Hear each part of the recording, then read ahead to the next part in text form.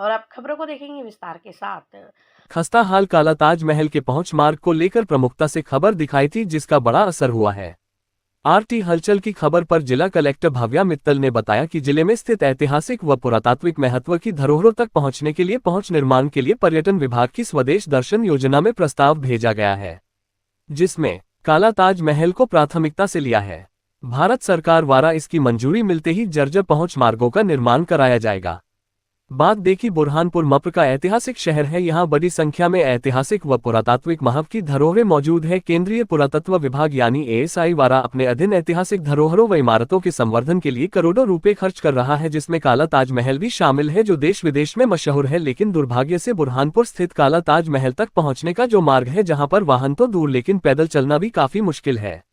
Tourism department के through एक स्वदेश दर्शन करके स्कीम चलती है। उसके तहत हमने आहूखाना और अपने काला ताजमहल की अप्रोच रोड का कन्वर्जेंस के साथ, जिसमें कुछ राशि ग्राम पंचायत और मेजॉरिटी राशि पर्यटन विभाग से आएगी, ये प्रपोजल्स भेजे हैं। यदि गवर्नमेंट ऑफ इंडिया से वो सैंक्शन हो जाते हैं तो अप्रोच रोड का काम चालू हो पाएगा।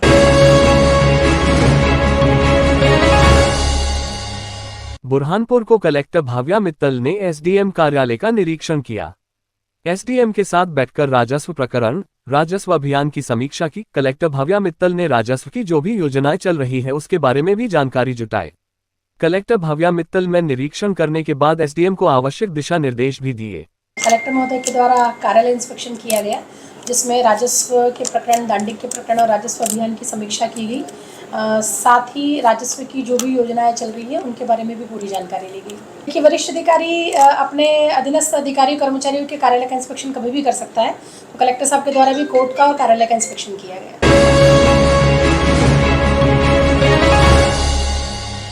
बुरहानपुर के वाइल्ड लाइफ फोटोग्राफरों ने असीरगढ़ के जंगल में खास प्रकार के मेढक देखे हैं। यह मेढक अच्छी बारिश का संकेत माने जाते हैं।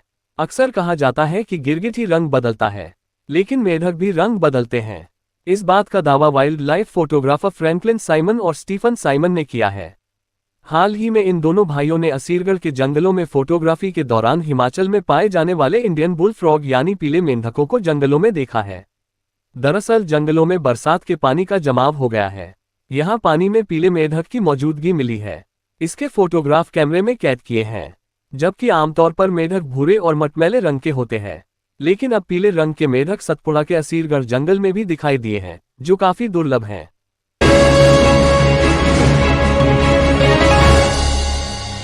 बुरहानपुर शहर से होकर गुजरने वाला इंदौर इच्छापुर नेशनल हाईवे कलर हाईवे बनता जा रहा है। शहर से होकर गुजरने वाले इंदौर इच्छापुर नेशनल हाईवे पर भारी वाहनों द्वारा बाईपास मार्ग का उपयोग नहीं करने से यातायात का दबाव बढ़ जाता है। इसी के चलते मंगलवार शाम शहर के शनवारा चौराहा पर एक कंटेनर की चपेट में आने से बाइक पर सवार महिला की मौके पर मौत हो गई, जबकि बाइक सवार बाइक चालक महिला का पुत्र बाल बाल बच गया। सूचना पर कोतवाली पुलिस ने कंटेनर चालक को हिरासत में लेकर शव को पोस्टमार्टम के लिए जिला अस्पताल में भेजा। 7 बजे के पौने 7 बजे घटना है। ये शनवारा और बस स्टैंड के बीच में एक महिला अपने बच्चे के साथ में मोटरसाइकिल से जा रही थी। फरीदाबाद बस स्टैंड का भी ये तारपुरा क्षेत्र की रहने वाली है।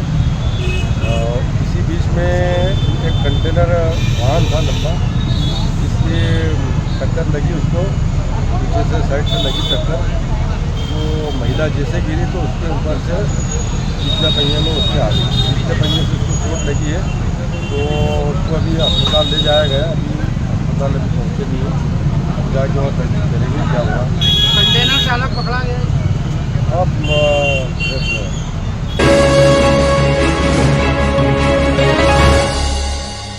बुरहानपुर आज लोकसभा में खंडवा सांसद ज्ञानेश्वर पाटिल ने पुरजोर तरीके से अपनी बात रख भुसावल से नागपुर ट्रेन को पुनः शुरू करने की मांग की। केंद्रीय रेल मंत्री अश्विनी वैष्णव जी ने विश्वास दिलाया कि जल्द ही यह सौगात भी दी जाएगी। सांसद पाटिल ने संसद में अपनी बात रखते हुए कहा कि कोविड काल के पूर्व भुसावल से नागपुर ट्रेन का संचालन होता था।